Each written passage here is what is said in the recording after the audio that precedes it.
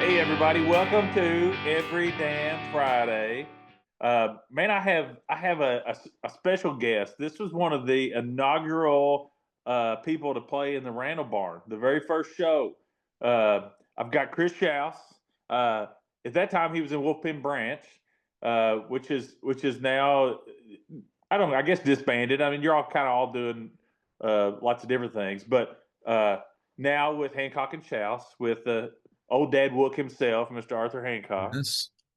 But man, it's good to talk to you. We started talking before I hit record, and I was like, stop, stop, stop, stop, stop. Yeah.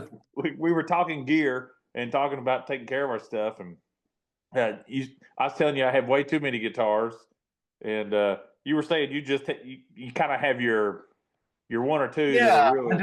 do. In 2007, I bought a um, Martin D18 Golden Era, and that's been my main dreadnought guitar. All the years that I played in the 23 string band, I used that Oh guitar. yeah, I forgot you were in that. Yeah, So, yeah. So play guitar and that, so I've had hey, a lot of real quick, fiddle player in that band. Scott Moore, Scott Moore played at my wedding. Breckenridge County. Yep, he's a homeboy. Oh man, he's great. Great fiddle player. Oh Great yeah. dude. So yeah, I bought that Golden Era in 2018. So that's been my main guitar, and I've had guitars come and go with that because I like to just trade sometimes too. You're Uh, probably still paying for that one. no, it wasn't that much. I mean, I said I'm I would never teasing. see the value of that guitar. No, it was a new guitar. I think I paid like $2,500 for it or Yeah. something at the time, and now it may be worth that. It's just a reissue of a 1934 um, Martin. Then It, I have a dreadnought guitar that my uncle built. It's a Brazilian rosewood. It's a really great guitar too. Very. so Actually, basically, people, the customs may come and take you to jail for having that Brazilian hey, rosewood. it's possible now. Even that Martin, the veneer is Brazilian rosewood. So I think even if I fly the country, it just has that little thin veneer. I don't think there's any dogs sniffing Brazilian rosewood. Yeah, I've been flying with the guitar some recently. Dave Howard from the 23 string band and I have been doing some work with the Louisville Tourism Department. Oh, cool. So we got to do a few fly dates with that. But when I travel with the mandolin, it's much easier because you can put it in the overhead. But with that guitar, it always makes me nervous. Which I have a cotton case for it that I bought when I got the Well, guitar. and I bought a. It's not a Calton, but it's essentially the same thing. Because my number one, and I think I was talking about how many guitars I had, part of that was because early on in music, I couldn't afford the guitar that I wanted.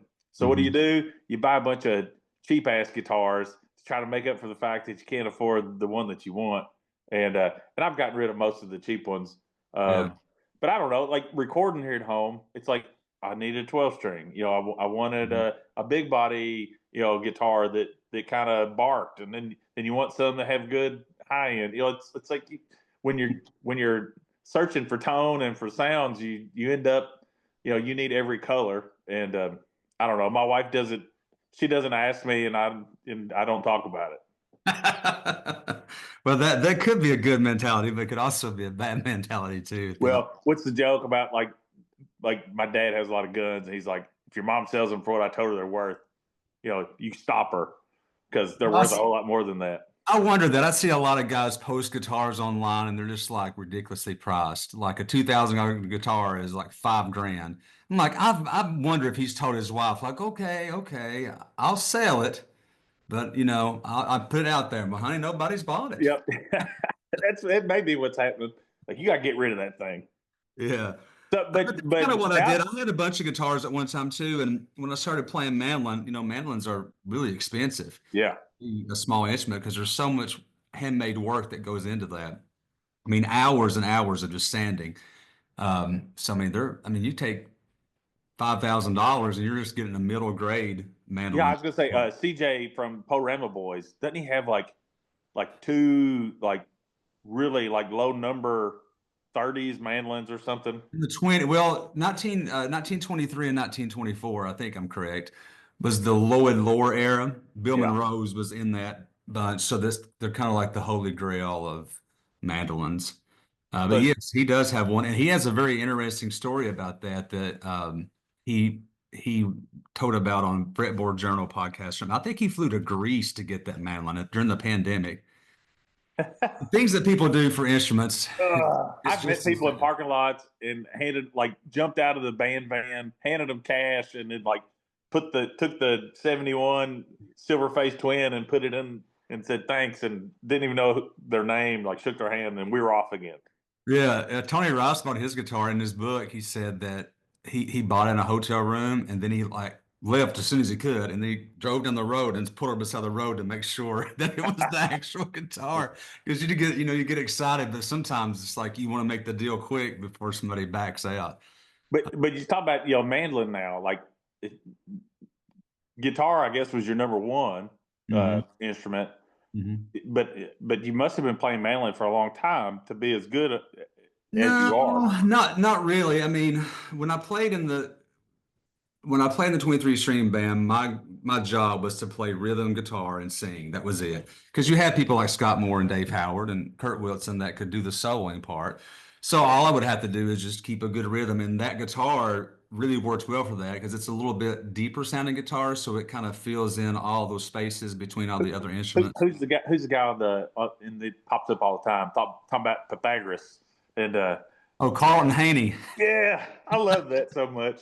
But Well, he's kind of right on some he of. is right, because every one of those is hitting a different wavelength, and you need to. It's like I have a baritone voice, and it's like I have to watch in a mix because most guitars are in the same wavelength I am, and I disappear. It's like Well, you played bars before where it's like the monitors are really loud, but you can't hear anything yeah. because it all gets muddy and it all gets in that kind of same frequency, and you have a hard time hearing those I'm things. always telling the sound guy, get rid of the lows, crank the highs. That's the only way I'll hear me is if you really, really crank that. But then going back to mandolin, it wasn't until probably, after the string band had ended that I started actually trying to play it. When you're in a bluegrass band, like you mess around sometimes, like, I can play banjo a little bit, not enough to play a gig. Well, it depends on what it is. But I always tell people, like, if you know banjo, you know that I'm not any good at it. But if you don't know banjo, I'd be like, well, this guy can I, play. I can I can fool Yeah, I can fool them, but so you learn those things a little bit. So at the mandolin, I learned to chop some chords and other things. But then when the string band ended, it's like I wanted to try to find something different to do, maybe to pick up some gigs and just to kind of continue with music, but like in a different direction. them. Because And when you're a rhythm guitar player and a singer, you're not going to get a whole lot of gig offers from other people. See, I love going out and playing with people when they call me in. Eric Cummins, Marble Creek Rangers, they have a gig, in Lexington quite often, and he'll call me to fill in for a gig, and I love it because I don't have to sing, I don't have to do a set list. I just show up, he sings one song after another one, and I just play when he nods at me. yeah, So go. that's what I wanted to do. So it's just, yeah, it's like a time to kind of, zone out and do that. But I started kind of taking it a little more serious, and then when I met Arthur, which I met Arthur years before, but when we kind of started playing, like he was transitioning out of banjo into guitar, and I was transitioning out of guitar into mandolin. So it kind of Of course, his situation was different. He this situation he was couldn't different, play it anymore. right? Yeah, because he has a hard time holding a pick, but he plays with his fingernails still. The what do you call it? Power nail. The power nail. I love it. Yeah, he has some sort of muscular dysphonia, whatever, however that you say it, that he just has a hard time holding a pick and it will just pop out of his hands.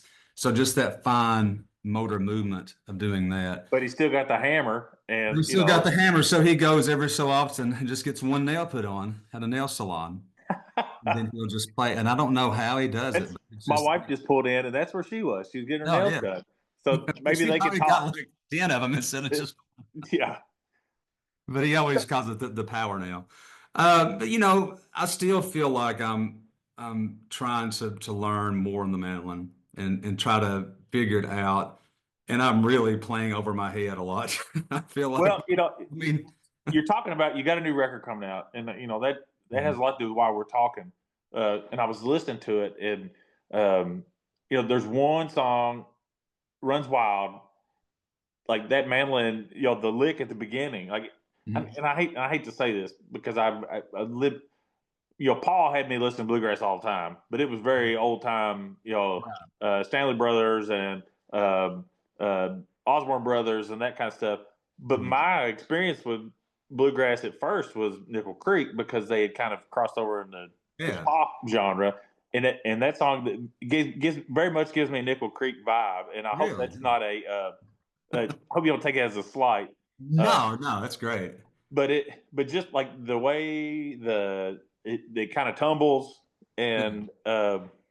and then there's a lot of tension in that particular song. Like it almost it's kind of got that. I don't know that it's not a major melody that you're singing. I don't. Yeah, It I has a try to write very melodically. I don't, I'm a melodic listener, and it seems weird to be in the genre that I am, but I'm really drawn to just the melody of things. That's why I grew up on 90s rock. yeah, yeah. Me Like too. We're Yellow probably the Lip same age. Record. You can't understand a word that, I mean, even those Nirvana, Pearl Jam, all those bands from that era, you can't understand what they're saying, but it's Well, just, I'm a Paul guy, not a John guy, right? yeah, So, like the scrambled eggs was the yesterday. It's like scrambled eggs. yeah, Da, da, da, da, da, da. I'm very much like write the melody and then find the words that fit the tone of the melody. yeah, yeah, for I don't. sure. It's a weird approach, I guess. But It is a weird approach. And even with, playing the mandolin and being a soloist now, like I'm having to consider that aspect of it as well. I know when I recorded on Cole's record, on all those, I was trying to write like all those little melodic hooks that when you hear this certain lick that you know the song is coming. And it well, can be very simple. that's the thing. It's like I've had guitar players, for instance, that could play everything, and they Yeah, gave you everything every solo. You were right. like, you kind of Yeah. exhausted and was over with. But the people that like really, it's the tasteful, like like you said, the memorable thing. You know, Ed King going bam bam bam bam bam. There's nothing hard about that, and Right. every kid in the world knows how to play Sweet Home Alabama, and Yeah. so but that song in particular, I really really liked the voicing that you played on the mandolin, just because immediately I was like, I'll remember this song. Yeah. Well, that's great. And I came up with the melody for that after I wrote the song, the lyrics and the chord progression of that.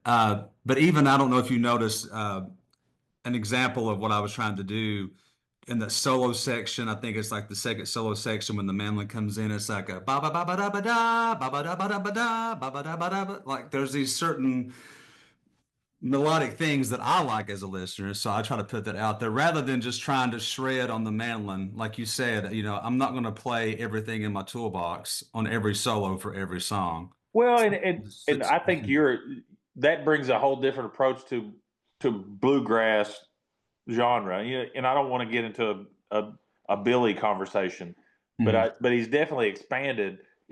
What is acceptable. Because he has the chops. Like you can't challenge him on bluegrass, on traditional bluegrass.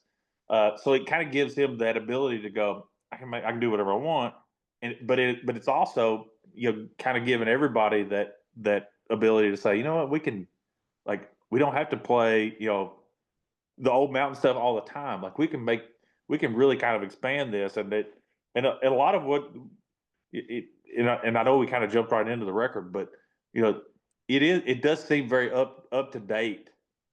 Mhm. Instead of standard. This is what Right. all the bluegrass songs that we love sound like. Yeah, and I have my certain way of writing songs, and there for a long time I would try to fight it because I would want to write like Cole Chaney or Bob Dylan or whoever that I enjoy their lyrics. But then I had to just finally just give in and be like, this is just the way that I write, you know. But going back to Billy there for just a second, Yeah. I like that because for me, I don't always listen to bluegrass. You know, I have found this hip hop artist Doechii that I like, which is like totally different because, I think it's super artistic and super cool. and it creates a feeling inside of me. And then I'll listen to John Coltrane, and then I'll Yeah. listen to, 90s Yeah. pop. Well, but you have to be real careful listening to your contemporaries, you know, Yeah. and then trying to write a thing. It's like I had somebody tell me one time, said, "Stop listening to Jason Isbell, or you're gonna, or you'll everything you write will sound like Jason Isbell." And there's some truth to that. And I think the more you write, like for me, the Foo Fighters, Dave Grohl is one of my favorite songwriters. I love his melodies. I love all of that, and I've always tried to write it. Like I tried to write those songs, but I always sounded. I joke about it. I sounded like. John Anderson singing Tom Petty, but it's like but still, it's like you can have that influence. Like my son was having me listen to Tyler the Creator on the way home today. He's 12, and he was like, "Listen to this part right here," and like boom, and like he was doing all these things where, like, if I listen to Wolfpeck or something, you know, like where I get the cold chills, he was getting those things from this other music, and sometimes it takes listening to something outside of your normal genre to get that feeling. Yeah, I mean, and tell my wife about Doechii. It's like it just seems something that would be not a bluegrasser would listen to, but I think it's great. And Wolfpack, Chris Thile did sitting with him Yeah, down at that Madison Square Garden show. But everybody's palette is different, and I love the fact that people play different things when I go to a show. And sometimes it's cool to see people play everything from hip hop to bluegrass, like what Billy's doing. let me. I got ahead of myself a little bit. So obviously, you've had a lot of musical training. It seems like maybe I'm wrong, but kind of what's your musicology like? Where did it all start with you? I started playing in church, Okay. and it was an old country church. I grew up in Eastern Kentucky, and the guy was an old bluegrasser. So we would sing, we would play hymns, and I got an ear for those chord changes, Yeah. because I'm like, how does this guy know all these songs? And then, like after a while, I can start hearing the changes myself because it's basically just G, C, and D.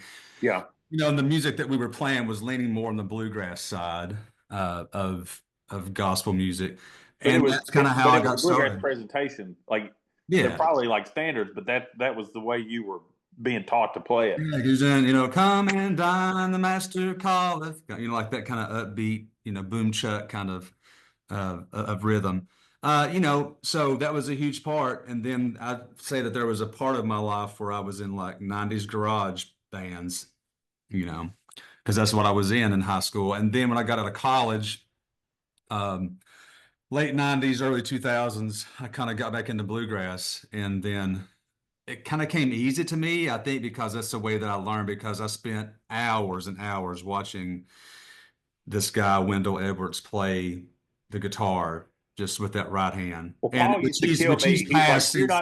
Paul was like, if you're not pushing, you're dragging. He's like, Yeah, he said, quit strumming. He said, and just throw that wrist. And yeah. and There's by a the time Jericho Woods was done, I felt real good about that. In the beginning, yeah, I was more of like a turn, turn, turn. I was, yeah. and but yeah, it's like now it's natural. But I just got a lot of my music training just from playing, like learning the number chart system, numbers when we're yelling those out, and then just challenging myself to learn more theory. And a lot of that came with the mandolin like. So if you're playing in the key of E and I want to sound bluesy, then I need to kind of think to myself to play in the G scale, because an E minor and a G are very, very related, or A minor and a C, those kind of things. So that really helped with my soloing part, when I was trying to learn the fretboard on the mandolin. But as far as like reading sheet music and doing things like that, I'm very, very novice on And that. I'm zero. Like all three of my kids have been in band and played instruments, and my two boys are still in band and can sight read, do all those things. And their dad is still the idiot who plays by ear and can only read tabs. I kind of it's kind of I'm putting myself out there right now on this and saying I'm kind of ashamed of myself that after all these years, I thought, because there was a time when I quit work and played music full time, Mhm. and I thought, I'm really going to be able to dig in because I'm going to have time now. But then I was the manager and the booking agent and the Yeah. webmaster and all those things, and then it still didn't happen. I was lucky to have time to write songs. So you mean when you started playing more music for a career, it became more work and less playing? Yeah, listen, like I actually saw a post today from somebody, and he was kind of talking about kind of the whole plight of the sideman, how you know, and how aspirational sidemen are about playing on these big stages with these big people, where they're probably only making 300 three bucks. to $300 to $500 a show, right? Right. But it's that allure of being on a big stage, and I kind of went through that too, where it was like, I was doing it full time, we were making it, and we were paying bills and all that, but now I'm in this place where, and I know, and we'll talk about what you do for a living, besides music too, but you know, I'm back to having a job that is very steady and secure, but then it's like, but my approach is that job gives me all this time to really kind of like, the music doesn't have to pay the bills and music doesn't have to do all those things, and there's Yeah. what I thought I had to do in the beginning to for it to be real for me was an illusion. It's Yeah. kind of like Rick Rubin said. It's like, it is. You're an artist if you just play by yourself in your room, and you have to decide what that is for you. And for me, doing it full time was not. It wasn't what I loved. I missed too much at home. I was missing games, and I know you have a baby, and like, so it's like you really have to figure out where that is for you. Yeah, and that's one path to look at it, but also the fact of being when you're creating and you're forced to have to create, it's a different kind of creation. I might write, I wrote 4 of the 6 songs that I shared with you while Eloise was like in my arms as a, Yeah. 2-week old. But now I might go 2 years and not write again because I just get inspired. But I just couldn't imagine saying like, okay, in the morning I'm gonna go in at 9 o'clock and I'm gonna write 3 songs. And there's a craft to that. I mean, Yeah. there's, I was around Nashville a lot just because of geography and because of the type of music we played, right? Mm. Right. And there's definitely a craft to what those guys do. And I've had some of those guys on the podcast that have written number ones, right, for big country stars. So I respect it. But actually, as an artist who's writing music for yourself, that's a real hard place to be because, you know, my wife used to always tease me like, all of your songs are sad, or like why don't you ever write any fun songs? I'm like, because when I'm having a good time, like I'm not sitting around with my notebook. I'm out doing stuff. If I'm feeling great, I'm probably not writing music. Right. Some song, yeah. So but now it can be, I can kind of block off some time for myself, or the funny thing is, and you probably experienced this too, when you start writing a record, it kind of opens up the floodgates, and then you start going. Then you started with 10 songs, and you ended up cutting 5 of them because you wrote 5 new songs in the process of recording. It's like sometimes that happens for me. Yeah, songwriting is hard and it kind of comes and goes for me. But it's definitely something that is challenging. Well, And I think anybody can, like anybody who writes songs, you can. There's songs that you could write all day long, and there's songs that will work, that people will be like, yeah, that's a good song. But you're constantly trying to find that thing that, and you don't know what it is, and you won't know until an audience tells you. But something about a song that is like that makes it special. Every now and then you'll capture one, but Mhm. but you may write 100, and only one of them is that thing. Yeah, sometimes they get stuck in my head, and I still have certain lines or choruses that stuck in my head, and that at some point I will finish the songs because it's just like this nagging toothache in the back of my songwriting head. Well, I'm working with a guy out of Alabama, and hopefully that turns into some recordings. But yeah, he's kind of producing, and I had some of those songs where it was like I'd been sitting on them for a long time, and I knew there's some good stuff about them, and I'd send him these parts of songs, and he'll go, "You need to get rid of this, and you need to redo this part." Mhm. And it was like I kind of needed somebody to say, "Get rid of that part. That was Yeah. the part that's holding you up. Fix that." And Did you all self-produce this? Yeah. We did. We recorded at Tower Station Studios in Lexington. It's a guy named Jeff Myers. Okay.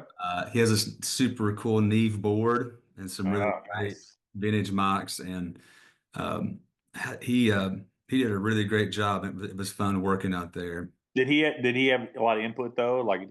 Or did he just No, say, not a whole "Go"? lot. I mean, he was just kind of more like an engineer. We Now, had now these does now songs. do you all? How do you all like play off of each other? Is Arthur like, man, I don't like that. You need to redo that.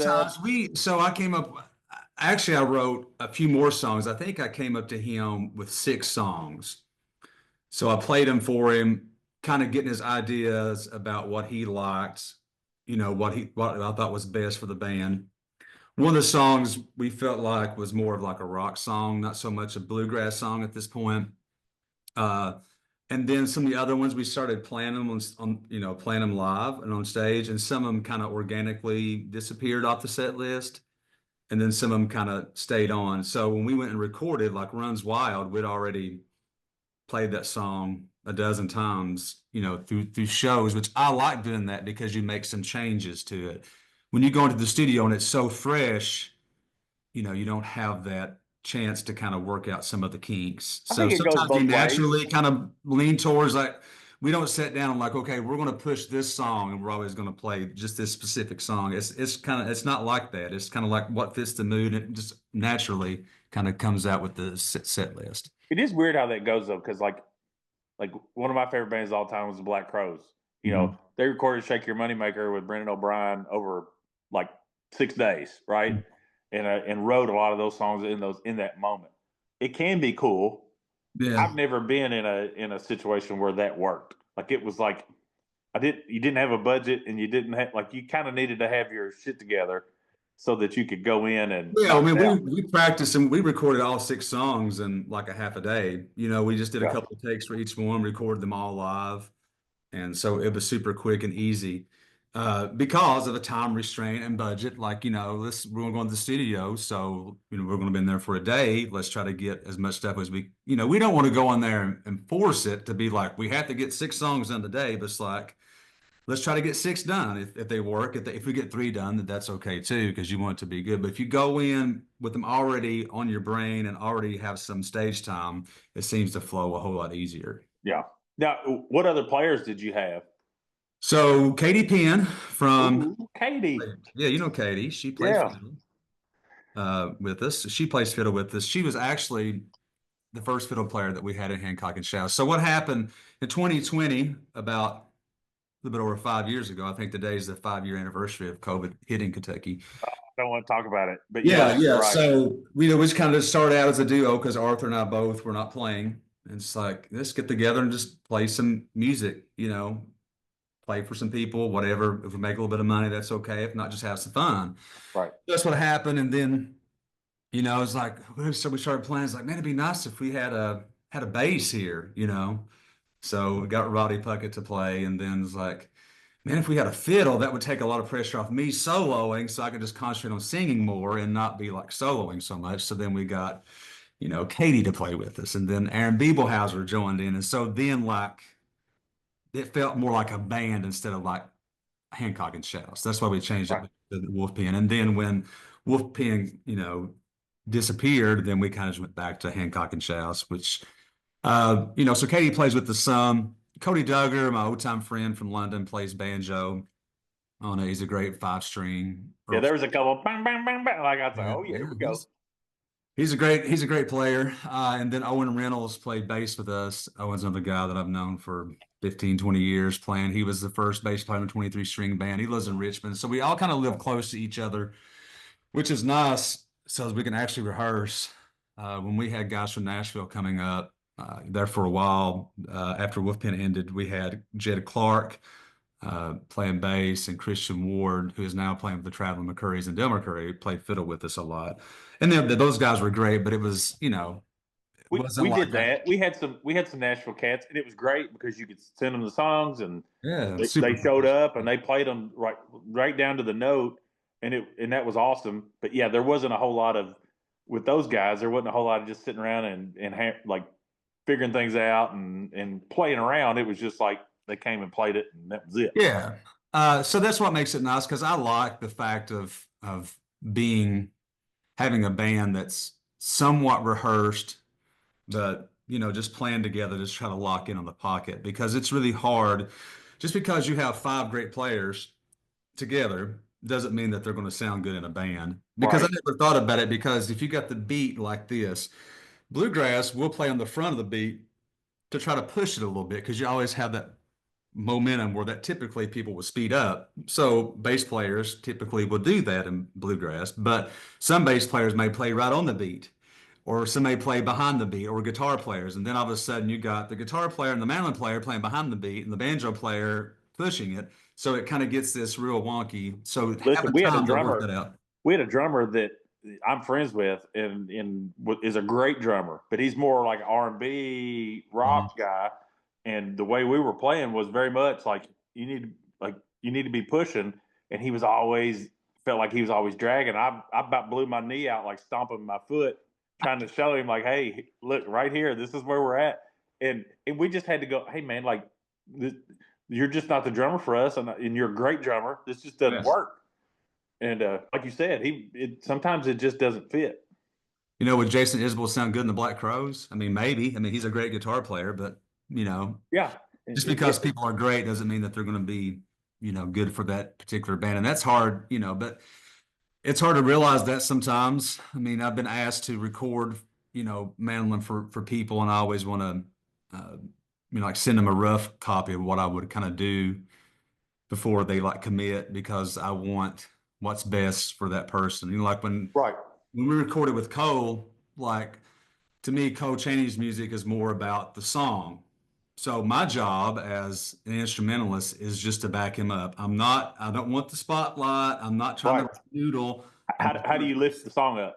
lifting the song up to make the song better and not make it all about like a mandolin album or a banjo album or whatever. And I thought that album is really great because that it's everybody is really supporting. I still got mine in plastic because I don't. I'm saving it for in case I need some money down the road. I can auction it off. Well, he's doing great. I know he's probably got some new songs coming out too. I know he's been sitting on some. It's time, Cole. If you're watching this, it's time. It is time. Well, but even through all these iterations of whether it was the Wook ages with Arthur, and but it seems like you and Arthur have always kind of, it's like to the magnet, so you always kind of all came back together. Yeah, Arthur's great because it takes a lot of pressure when you have two lead singers. Like we both led bands singing, and Yeah, it's great because sometimes if my voice is not 100% or I'm fighting something, then he can kind of take more of the load and vice versa. well, I wrote that note down. I love how y'all trade lead vocals on the record, and it's like you said, it is very much a band. And you know for me as a singer, like there were times when we would play, let's say we were playing on Broadway, right, Mhm. and you play 4 hours straight, like you don't stop. Yeah. And the guys could take a break, but that meant I still had to play by myself through their bathroom break, but Mhm. and there was nobody else to give me a break. So that was me playing, singing the whole time. And then when you're trying to tour, if you're having to play those long shows, like after a couple weeks, man, you're like, But you dude, know what hurt my voice more than singing was talking after the show. yeah, 'Cause you're talking to people, you're trying to sell merch, and you want to interact with people. I mean, that's what you can't be an asshole and just no, you don't need to be that. So, but then like you're in a bar and it's loud and you're like yelling at the guy. So, it's just like sometimes it was a lot. And especially when you're traveling, you go on a run and you're playing 15 shows in 20 days and you're playing 3 hours a night. And then, yeah, in the string band, I sang hard anyway and like loud and hard. That's just the way that my style was in that band. So it was even harder. It wasn't like I yeah, was singing, yeah. keeping, You weren't ah la la la. Oh, yeah, that's just I'm me. always Like I pushing my voice because when you sing high, you got to sing, sing from here. Well, that's what Paul used to go. No falsetto. Like that's the rule. Like you got to squall, and I took it to heart. So yeah, and you had to be real conscious of it sometimes, like, and to be honest, like, you don't go for it every night. No. And it sucks to, like, because you're consciously going, I really want to go for this, but I got to do this again tomorrow. So But the last gig of the run, you're like, this is it. let's go. 2 Let her weeks to rip. rest. Let her rip. Oh man. So what's going to be the name of this EP? We're not for sure yet. We're going to release Throwaways on that list. Okay. That's our first single we're releasing next Friday, which is today's the 6th. So the 14th that will be hitting, and then we're releasing a song a week every Friday for 6 weeks. Hey, so I just did an acoustic record basically, and Aaron Bieweiser played on it. Anna played fiddle on it. Uh, Jake from Coulter's band played harmonica on it. Uh, and man, um, I had the most success I've ever had with a release because I went single, single, single, single. I did 4 singles before I released the record, and it was like, it. I did. These days, who knows, right? Like, It has changed so much, and that's the hard part. Like, you know, me and Arthur, we both just play for fun. Like, I have, I'm an educator, so if I don't play any more gigs, I can still make my house payment. yeah, you and me both. So I work for the Department of Education, so Yeah, I so got my retirement coming. yeah, so and that's great. And then so the music part can be, you know, just fun. But what's so discouraging about music nowadays is that you have to be a content creator. It's not so much about, when we were growing up, like you learn to play good rhythm and you learn to sing on key and you learn songs that people like, and you're jamming, and that makes you successful because you're good at your craft. But now it's like you have to be so much on social media, then you've got the algorithm you got to deal with and Uh, promoting shows. You're doing live shows. It makes it so difficult because it may get stuck in the algorithm. I've got X amount, thousands or whatever followers on social media, and then nobody sees it. So it right. puts all this pressure on there, which I kind of like the days of just taking flyers and putting them on people's car, or just busking and being like, hey, we're playing over here, you When I know. was in college, there was a band that we played with a lot that had a Land Cruiser with a megaphone on top of it, and they're Yeah. like, "Hey, Dryland Fish is going to be at Kelly Green's tonight. Like, everybody be there. Penny beer, whatever." It Yeah, was so that's what, even in the string band, that's what happened. We started playing in Louisville and we would play a small room that held, 30, 40 people. And then you move up to the next size room and then, the next size room. And over a few years, like you hit target cities and then, that keeps growing and then you're playing a yeah. 500 room. But now, like, there's a band that lives real close to here. They're actually playing, Laurel Cove, the Old 60. Yeah. They're from Hancock County, which is just right up the road. And literally, they got with a content creator guy who did some really cool videos of some of their Yeah. songs. And it was like, you know, boom, they had a million things. And it turned out to be, when they were opening for Zach Bryan, and this is no shade, like, I'm super proud of them. Like, but they were opening for Zach Bryan and were having to play mostly covers because they only had like 5 or 6 original songs, right?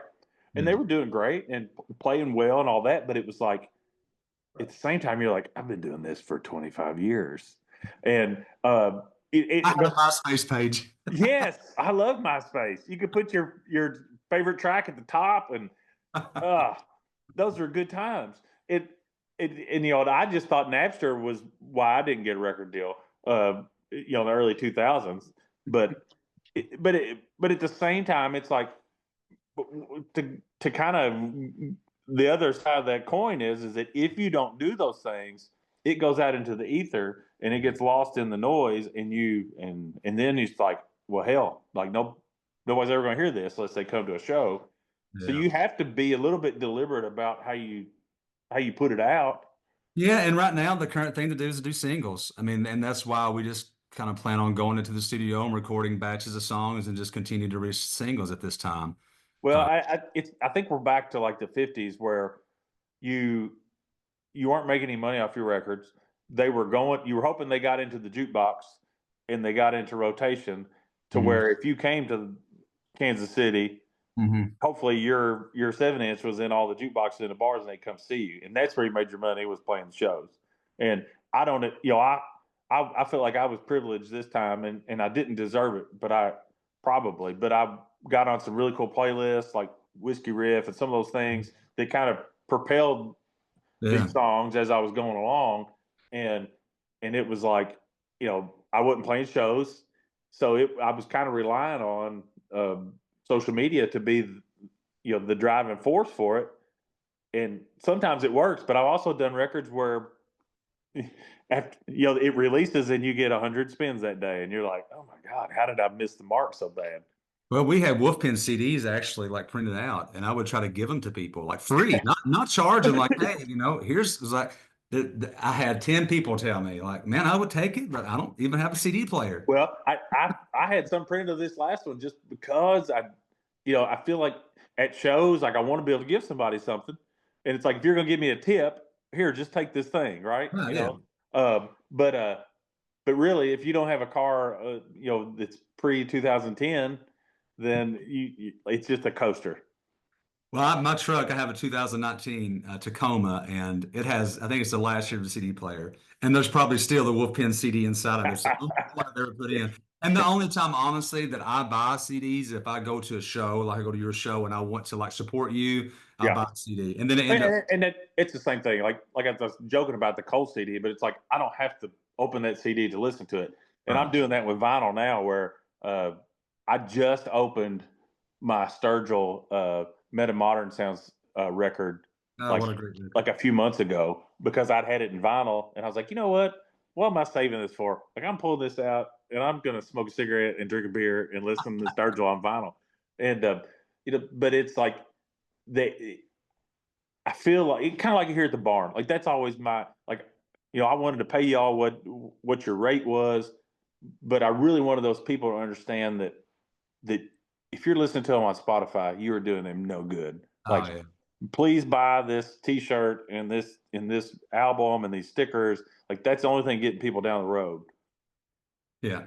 And just, I mean, not even really CDs much anymore. So a lot of people don't even have that. But I've been through all the, the thumb drives and but who knows what the next big thing is going to be. But hopefully we do kind of get back to the fact of just like playing music. But I mean, social media also has done a great thing. It's opened up people that, that we probably never would have heard. Well, and I'll say this too. Like, again, there are people discovering your music because it's being recommended uh, on because of an algorithm too. So it's like there are some good things about it. I just can't figure it out. Like TikTok.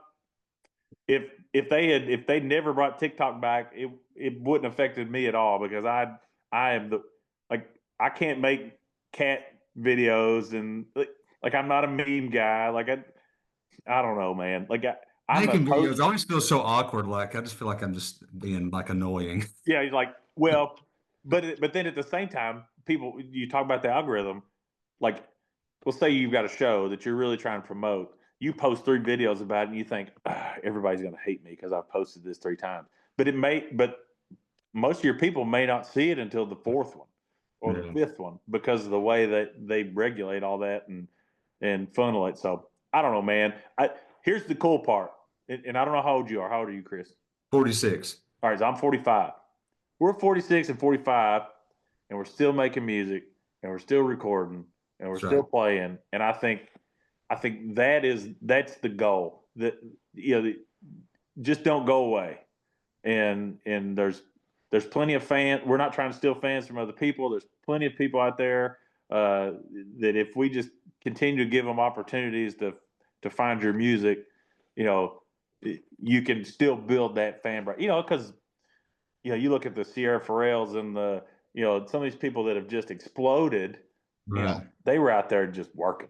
And And a lot of people, even with like, people thought that Tyler was a overnight success, but I remember him, I mean, for years, I mean, he just beat the bushes. well, he did it. He did it right. And if I'm being 100% honest, we started with a full band right out of the gate, and that's a lot of mouths to feed. That's a Yeah. big family when you're making $1,000 a show, if you're lucky. and he went out and sat in a chair and sang his songs by himself for a long time before he could bring Jesse and all them along Oh yeah. and afford to do that. And at the end of the day, it goes back to the song. If you're an entertainer, people like to hate on like the Luke Bryans of the world, right? Whatever.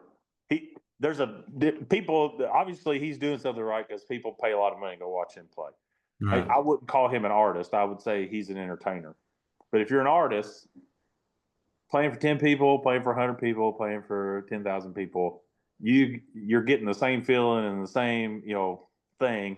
And I don't know. I hope I'm 80 years old and I'm still out there banging around. And my wife's like, "Where are you going tonight?" I'm like, I'm going to the Burl. Yeah. It's a bluegrass jam. I'm going to check it out. Yeah, I gave up on the road a long time ago. I just wasn't the lifestyle that I wanted to live. I mean, especially in bluegrass. I mean, of course, Billy's doing great, but I mean, the majority of people just survived, and that's why they had to play until they die because they are, basically just living off what they make. And even during there's been times of bluegrass, like, now there's a resurgence of it, but in the 80s, not so much. So people, if JD Crowe has to stop playing music to work a day job, I mean, it's Yeah. Well, I had Jimmy the Mattingly on ceiling's here. very, very low. Yeah. I had Jimmy Mattingly on here about a month or so ago. He's with the Grascals. And but he was like, there wasn't any money in us playing bluegrass. That's why I went and started playing with, Dolly, and then eventually ended up with Garth, which was a pretty good gig. But uh, you know, and then the old brother, Where Art Thou, boom, was great for a while for the Dan Kaminskis of the world. But Yeah. at the end of the day, I think it's like we were talking about consistency. You just I don't know. It's like I feel like we're all like one song away, and it's like you keep writing and keep writing and keep writing, and then even when you get that one that does great, you're gonna already be over it and ready Oh for yeah. the next one. Yeah, Or but that's the great thing about music is that, I just learned that I'm just going to write for myself and just write what I like. And, if it works, it works. If it don't, it don't. Because for so long I would stop writing because I would come to a crossroads. Like, okay, I've got a couple of good lines, I have a melody, but then where do I go here? And then I would yeah, get so indecisive about it, I wouldn't finish it. But then I'd tell myself like, I have got to finish this song. I can always change it afterwards if I yeah. don't. But once I finish that song, it's kind of like I can check it off my list and get it off my shoulders and go somewhere. And when I started doing that, I started producing, more songs.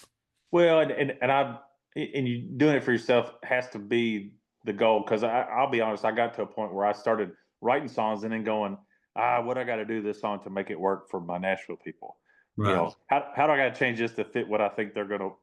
And that once you start doing that, it's all over. Then And it's not that's what's authentic great at about all. Sturgill. That's what I love about Sturgill. Not everything that he does, I've been a fan of, but he does what he wants to do. I'm always a fan of him.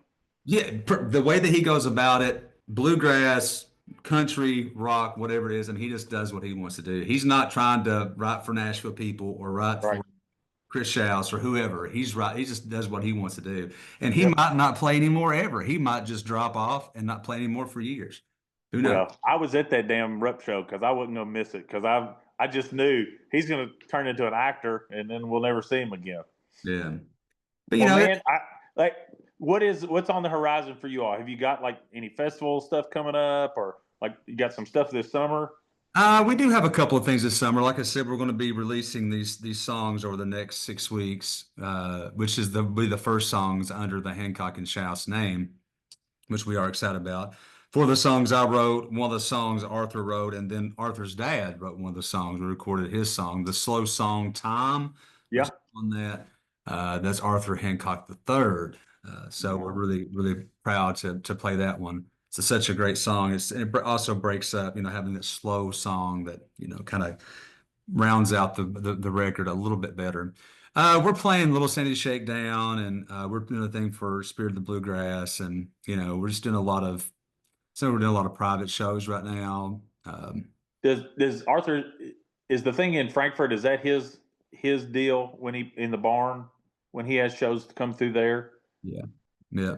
I wasn't sure if that was his place or not. Yeah, that's his parents' barn. And they don't have too many shows there, but it's just trying to get people to come out. It's just another one of those cool, like your barn, like the Randall Barn. It's just a kind of a cool experience to get to go listen to music there. Because, think about your barn. When I was there, I was like, man, how many times have just people just been here just working their tails off and hay or whatever. And then now like people can actually sit and like relax and forget about their work for a while and listen. Yes. Well, and I was and y'all really kind of set the bar for me, which was the goal. Like I didn't want it to just be a where like local. Not that I have a problem with local bands, but I didn't want it to be just like the bar scene kind of thing. Like I Mhm. really wanted it. I wanted to for the people around here who only get like modern radio type of programming to hear real authentic music.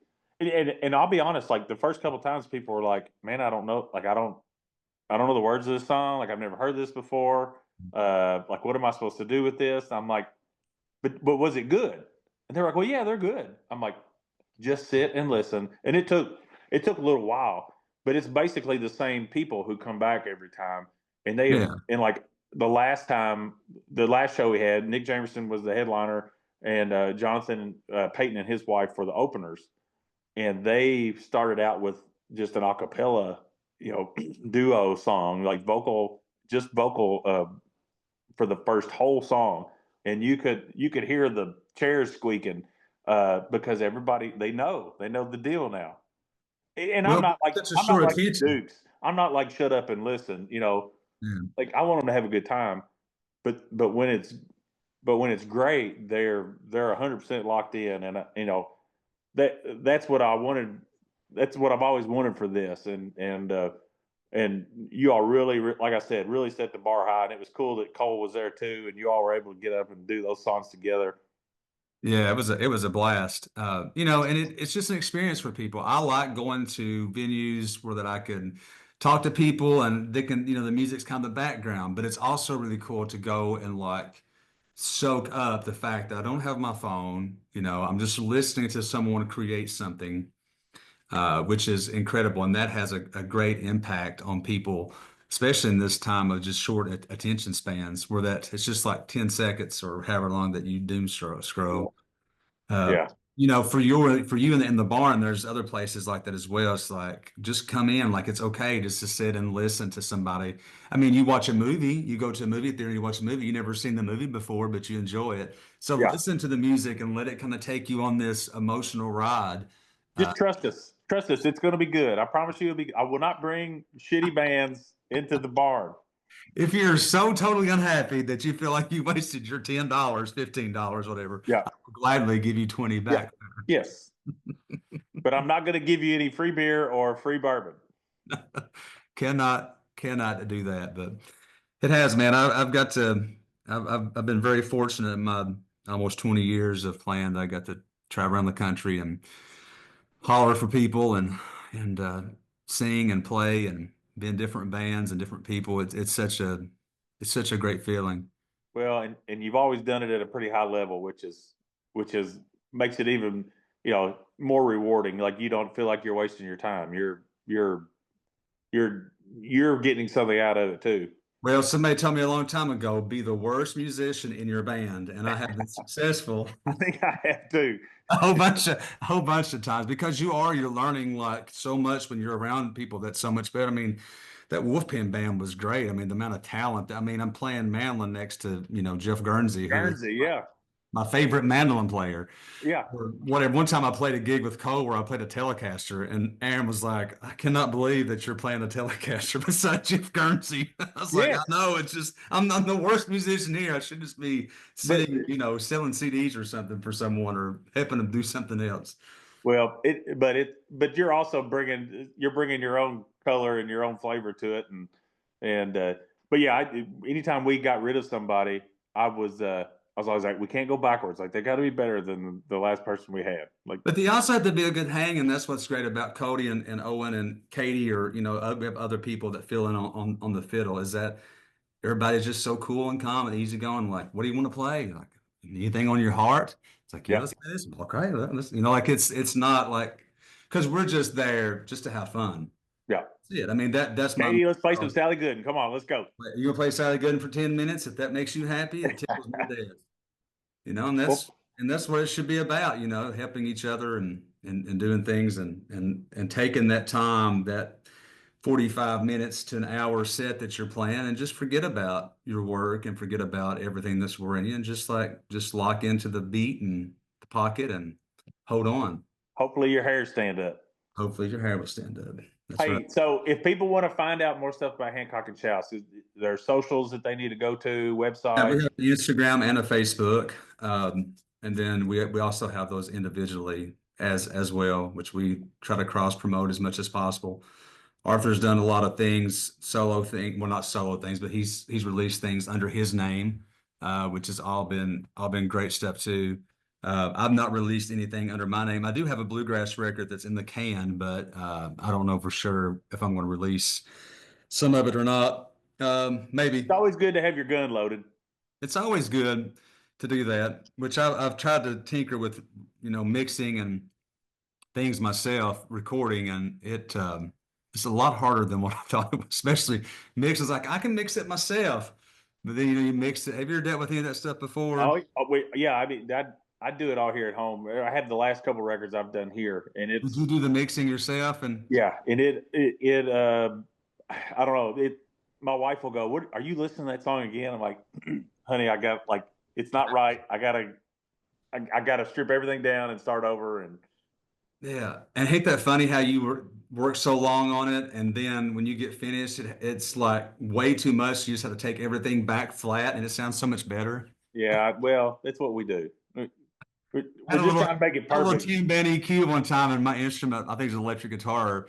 I was like, I EQ'd all up, and I think it sounded worse than it did with just like no Hey, EQ. Marcus King has a tube screamer going right into his amp through Rick his Trucks. 335. Rick Well, hey, Trucks. man. Hey, thank you so much for doing this. I've always been a huge fan. I'm so glad Thank that you. you are putting some music out. I was lucky. Thank you for sharing that with me so I could go ahead and listen to it. Guys, the first single is going to come out, you said the 15th or the 16th, 14th. uh, and it's called, Throwaways. is that St. Patrick's Day? I'm not for sure. I know it. I know that probably the Cats will be playing, so there'll be lots of people on social media. So hopefully Okay. they'll come across that post and uh, I was gonna say it's March Madness, so that'll be a good time to release music. Yeah, Um, it was going to kind of release them all, kind of get them out there since we don't have anything under our name right now and be a good chance for people to get to listen to some of the songs. And if there's been any live shows, they what probably is the next live show for you guys? we're playing today is the 6th. We're playing on Sunday at the Twisted Cork. Okay, Like this some will we're air. doing This will. we have like a little residency there in February. We called it Dadgrass. Yeah, I saw that. We just had a condenser microphone and we'd all just walk around the condenser microphone and we just played bluegrass standards or kind of whatever hit us. And we got 2 more dates for that. So we're playing the 9th and the 16th.